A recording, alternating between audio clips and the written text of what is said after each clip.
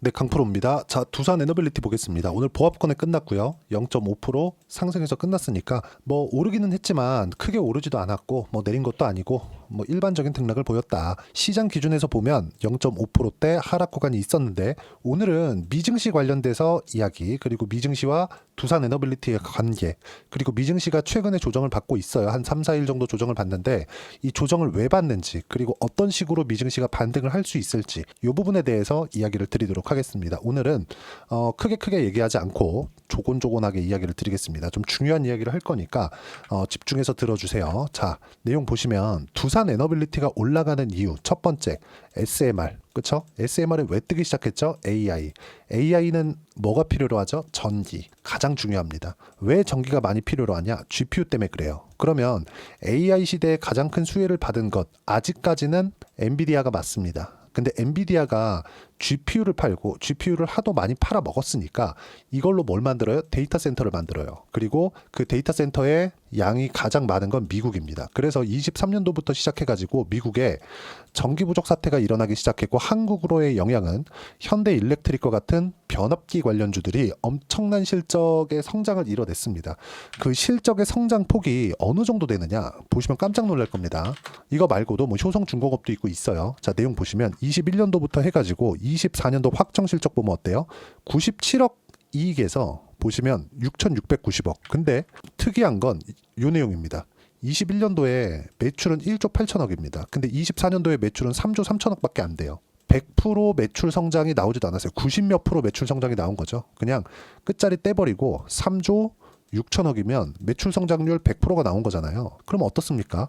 여기서 엄청나게 마진율이 높아졌죠. 질적 성장이 확실하게 일어났다. 근데 이런 부분들을 먼저 반영해서 22년도, 23년도 이 넘어가는 구간부터 현대 일렉트릭의 주가는 어마어마하게 상승을 하기 시작했습니다. 정말 엄청날 정도로.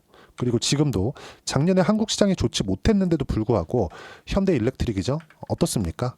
작년 하반기 한국 시장 개판이었잖아요. 그냥 등락 정도만 보인 거다. 이렇게 보면 크게 안 오른 것 같은데요? 여기만 좀 오른 거 아닌가요? 이렇게 보실 텐데 이거를 주봉으로 돌려서 보잖아요. 어떻습니까? 그쵸? 엄청 많이 올랐다. 보시면 16,000원, 5,000원대부터 시작해가지고 45만원, 거의 한 20배 이상 주가 상승이 나온 거죠. 그러면 이런 부분들을 실적이 터진 건 언제예요? 24년도예요. 그 전에 이미 많이 올라왔죠. 지금 보면 여기만 보이실 수도 있는데 여기도 낮은 가격이 아니에요. 8만원, 9만원입니다. 만원 중반대부터 시작해가지고 8만원, 9만원. 그것도 현대 일렉 잡주가 아닙니다. 그렇죠? 그럼 우리가 여기서 생각해야 될 부분은 뭘까요? 주식시장은 선반영한다. 그리고 실적 확인 과정을 거치면 2차 상승의 파동이 온다. 그럼 여기서 한 가지 보자고요. 이 구간에서 최소한의 상황이 만들어져야 되는데 그게 시장입니다. 이런 상승을 보이기 위해서 시장의 안정화가 필수적이라는 거예요. 그럼 한국 시장의 안정화가 되기 위해선 미국 시장의 안정화가 되어야 되고, 미국 시장의 안정화가 지금 무언가 깨질 것 같은 좀 그런 상황이 생긴 겁니다. 그래서 이야기를 드리는 거예요. 자, 내용을 보여드리겠습니다. 조금 여기부터 보면 미증시가 4일째 조정을 받고 60일 이평선을 이탈을 했습니다. 그리고 지금 미국 선물도 0.5% 정도 떨어지고 있으니까 약간 좀 위태위태해 보여요. 근데 이 특이점이 한 가지가 있습니다. 미국은요, 많이 올라가다 보니까 올라가는 부분에서 이동평균선과의 이격도가 생깁니다. 그 이격을 좁혀야 되는 부분에서 우리는 흔히 얘기하는 조정이라고 부르죠. 어떤 조정이든 다 받아도 괜찮아요. 한 가지만 빼놓고. 그게 경기 관련된 부분인데 여기서도 한 가지가 필요합니다. 시장이 완벽하게 작살이 나려면, 정말 막 20%, 30% 이렇게 나스닥이 떨어지려면 한 가지 내용이 필요해요. 그게 예상치 못한 움직임. 이것 때문에 그렇습니다. 왜 그러냐면 예상치 못하게 경기가 빠른 속도로 꺾이는 상황이 나왔을 때, 그때는 금리나 이런 선제적 대응이 불가능하거든요. 근데 지금은 아닙니다. 언제부터 시작이 된 거냐? 제가 지표를 가지고 이야기를 드릴게요. 2월 22일 날 나온 지표입니다. 요 내용 때문에 그래요. 여기 미시간대 소비자 심리지수. 소비자 심리지수가 여기 보시면요. 제 그래프로 보여드릴게요. 이렇게 쭉 보시면, 자, 확대해서 보여드리겠습니다. 요 내용인데, 자, 2월 22일 날 실제치가 64.7, 예상치가 67.8이었습니다. 예상치를 하회했죠. 근데 예상치를 하회했다는 건 뭐냐? 소비 심리가 그만큼 좋아지지 않고 있다는 겁니다. 여러 가지 이유를 들 수 있겠죠. 갑자기 이렇게 경기가 나빠진다? 그게 아니라 트럼프 취임 이후에 관세를 뭐 때린다고 하고 계속해서 뭐 물가를 자극한다고 하고 뭐 기대 인플레이션이 올라올 수 있다는 그 지표들이 계속해서 나오고 있다 보니까 소비 심리가 확 위축이 된 겁니다. 그럼 우리가 여기서 생각해야 될 부분이 있죠. 만약에 경기 침체가 온다면 트럼프가 의도한 바가 어느 정도는 있겠다. 그렇죠. 그리고 트럼프 대통령이 원하는 거 있죠. 그 미국이 경기가 나빠지는 게 목적이 아닙니다. 난 너네한테 관세 때릴 거니까 미국은 경기가 나빠지든 말든 이거 신경 안 써. 과연 그럴까요? 한국의 국회처럼 과연 그렇게 일을 할까요? 그렇죠. 정치적인 내용을 이야기를 드리는 게 아니라 한국의 국회는 싸우기 바쁘잖아요. 그렇죠. 여야를 떠나서 싸우기 바쁘니까 사실 그거 보고 있으면 얼마나 꼴보기가 싫습니까? 미국은 최소한 그러지는 않으니까 아무리 싸우더라도 미국의 성장을 기반해서 그리고 실제 그런 결과나 성과들이 나오고 있죠. 그 부분에 대해서 이야기를 드리는 겁니다. 미국 같은 경우에는 세계 최고의 기업은 미국에 다 모여 있는 이유가 있겠죠. 뭐 기술력이나 이런 부분들을 지속적으로 발전시켜 왔고 이런 거에 대한 제도적인 부분도 있고 그렇죠? 이런 부분들이 다 복합적으로 나온 결과겠죠. 그러면 우리가 여기서 생각해야 되는 부분은 이거예요. 만약에 소비 심리 지수가 더 꺾이는 상황이 나올 수 있는 지금 상황이 됐는데 여기서 그럼 어떻게 할 거냐? 여기서 연준이 나옵니다. 그리고 금리 이야기가 나오는 거예요.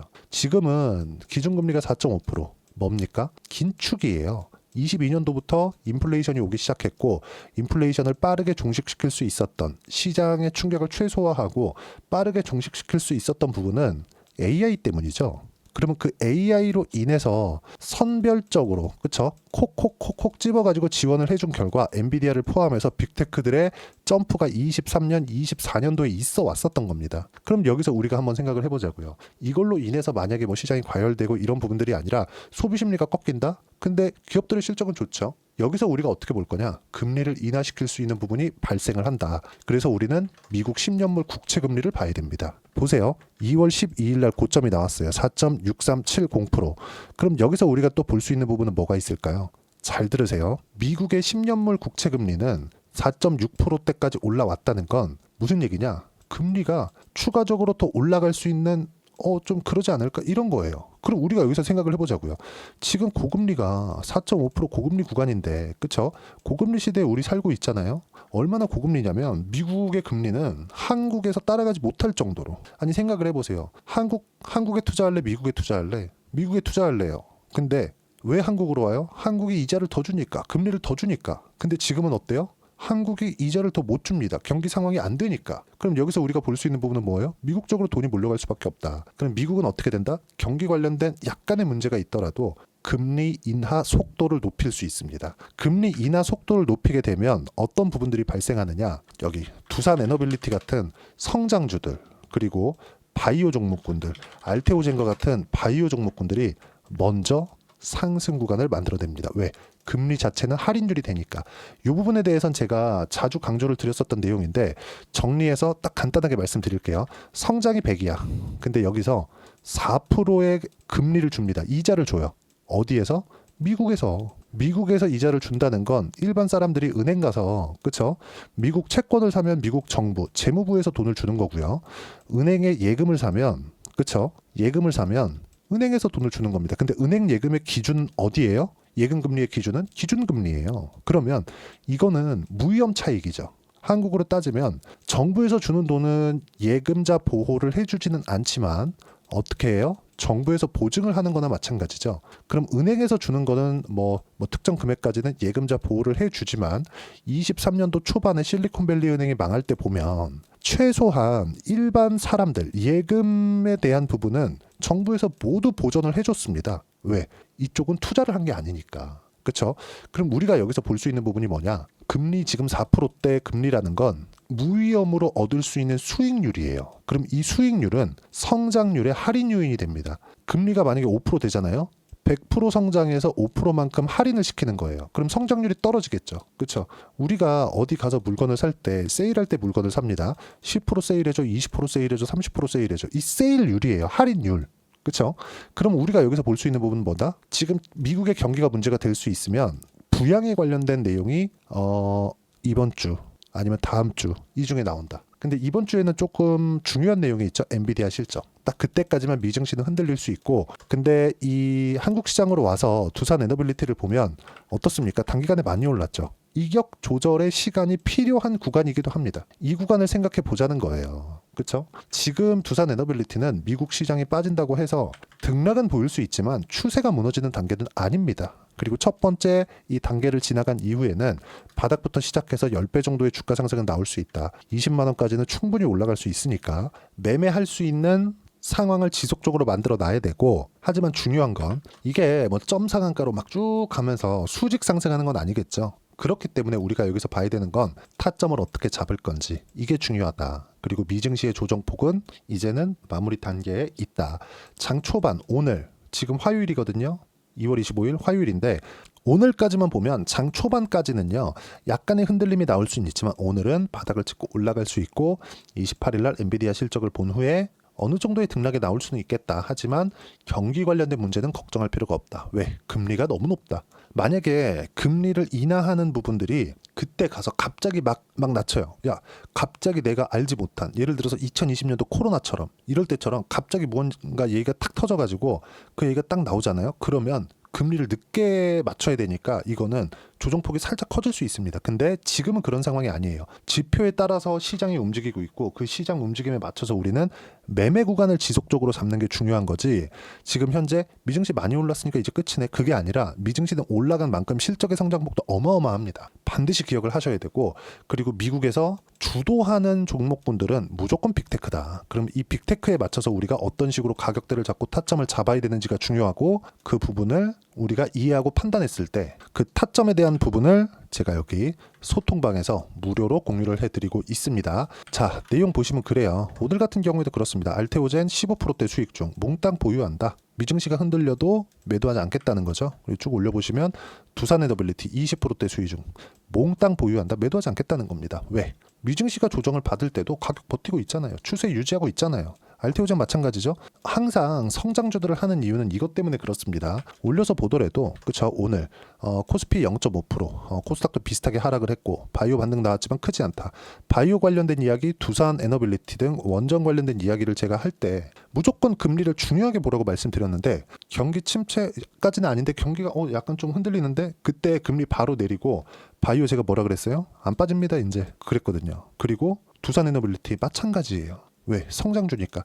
성장주들은 금리가 인하하는 구간에서 휘청거릴 수는 있죠. 미증시가 꼭 그렇거든요. 미증시는 앞으로도 사실상 지금 미국의 기업을 뛰어넘을 수 있는 그런 기업이 어디서 만들 수 있을까요? 사실상 그렇거든요. 특정 뭐 섹터, 조선이나 뭐 두산 에너빌리티에서 만드는 SMR 관련된 기자재 관련된 내용이나 이런 부분들 있잖아요. 여기는 미국이 굳이 건드리지 않죠. 여기는 노동 집약적이고 자본 집약적인 산업이니까 굳이 이 내용으로 해서 경쟁력을 얻기란 미국의 인건비가 너무 비싸요. 그렇다고 한국의 인건비가 싼 건 아니지만 수지타산이 안 맞는 거죠. 그래서 미국은 서비스업, 흔히 얘기하는 설계기업, 그렇죠? 이쪽으로 다 바뀐 겁니다. 애플도 스마트폰을 팔고 있지만 사실상 설계기업이라고 볼 수 있고, 그렇죠? 어떤 식으로 너네들 다 만들어 와. 엔비디아 23년, 24년 얼마나 핫했나요? 엔비디아도 설계 기업이라는 거죠. 그러면 그 생산 어디서 해요? 대만에서 합니다. 우리가 이걸 보고 있자는 거예요. 그러면 이런 내용들이 지금 지속되고 있을 때 두산 에너빌리티의 가격대는 당연히 올라갈 수밖에 없다. 원전에 대한 수요가 늘어날 수밖에 없고, 트럼프도 중국과의 패권 경쟁을 위해서 값싼 에너지에 대한 투자를 지속적으로 하겠다고 계속 이야기를 하고 있는 겁니다. 왜 그런지 그 부분에 대해서 제가 근본적인 내용을 이야기를 드리고 있는 거고, 조정도 이제 마무리 단계에 있고 그런 부분들은 시장 기준에서 봤을 때 이렇게 한다. 결론은 뭐예요? 타점 나오면 공유한다. 공유할 때 매매하면 된다. 이런 내용들 소통방에서 무료로 공유하고 있으니까 구독과 좋아요 눌러주시면 무료 입장 가능하고요. 댓글 하나씩 남겨주시면 제가 다음 영상에 참고해서 올려드리고요. 그리고 입장 링크를 공유해드릴 수 있게 010-8713-1916으로 구독이라고 문자 보내주시면 소통방 입장 링크 순차적으로 공유를 해드리도록 하겠습니다. 자, 그리고 이렇게 매매를 했을 때 우리가 어느 정도까지 수익을 볼 수 있는지 그 부분은 이 내용입니다. 자, 예를 들어서 뭐 하나오션 1월달에 많이 올라갔죠. 이것도 보세요. 제가 두산 에너빌리티 매매한 내용도 보여드릴 건데 뭐 싸게 살려고 노력한 흔적이 전혀 없습니다. 여기 B라고 되어 있는 게 매수고 S가 매도예요. 어떻습니까? 그쵸? 한 달 반 정도의 기간 동안 57%대 수익 구간. 왜 이렇게 나왔을까요? 확인하고 매매하니까 동일한 구간에서 매매를 한다는 겁니다. 자, 하나오션 말고 지금 두산 에너빌리티에 대해서 이야기를 드리고 있으니까 두산 에너빌리티 보세요. 24년도에 매매할 때도 마찬가지죠. 확인하고 매매하잖아요. 손해 안 봤어요. 4%대. 그리고 지금은 20%대 수익 구간. 여기 샀나요? 올라가는 거 보고 샀잖아요. 확인하고 했을 때 꾸준하게 수익 구간이 발생을 한다. 그리고 여기서 어떤 식으로 매매를 해야 되는지 그 내용 소통방에서 모두 공유를 해드리고 있으니까 구독과 좋아요 눌러주시고 댓글 하나씩 달아주시면 제가 다음 영상에 그 댓글 내용을 궁금한 내용이죠. 그 궁금한 내용을 풀어드리도록 하고요. 여기 소통방 입장 링크를 받아볼 수 있게 여기 010-8713-1916으로 구독이라고 문자 보내주시면 소통방 입장 링크 순차적으로 공유를 해드리도록 하겠습니다. 자, 그리고 이런 식으로 매매를 했을 때 그쵸? 내가 뭘 보고 매매를 해야 되는지 그 이론적인 부분이 있죠. 그 이론적인 부분은 여기 두산 에너빌리티의 단기 보유 전략, 가격 전략 두 가지인데 단기는 2주입니다. 2주 동안 내가 어떻게 수익 구간을 만들 것인지 그 내용이고요. 그러기 위해서는 가격에 대한 이해가 필요하고 가격에 대한 이해가 되어야 주도주, 신고가 두 가지 내용이 파악이 될 겁니다. 이 두 가지 내용도 모두 무료로 공유를 해드리도록 할 테니까 구독과 좋아요 눌러주시고요. 010-8713-1916으로 두산 에너빌리티라고 문자 보내주시면 가격, 단기 보유 전략 함께 공유해드리도록 하겠습니다. 자, 그리고 제가 1월 달에 분명히 제 영상을 꾸준히 봐오신 분들은 아실 겁니다. 1월 달에 제가 말씀드렸었던 내용은 딱 한 가지였어요. 종목 장세 온다, 시장 다 빠졌다 이거예요. 이거 12월 달부터 제가 말씀드렸거든요. 실제 그런 상황이 왔죠. 두산 에너빌리티 보세요.